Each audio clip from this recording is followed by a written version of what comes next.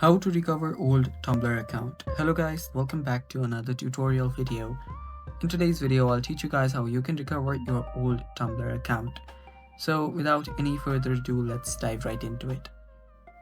The first step is open up Tumblr's website. So open up any web browser and head over to tumblr.com. After that, head over to this login option right beside the sign up option. Tap on login.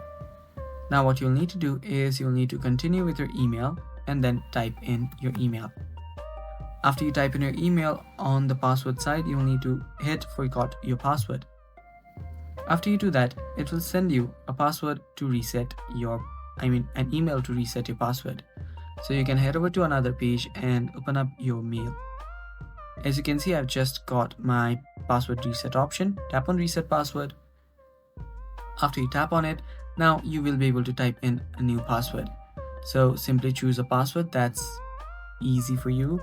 And after you choose your password, you will just be able to tap on set new password, and then you'll have the access to your old account. And that's basically how you do it, guys. Thanks for watching. Stay tuned for more, and bye-bye.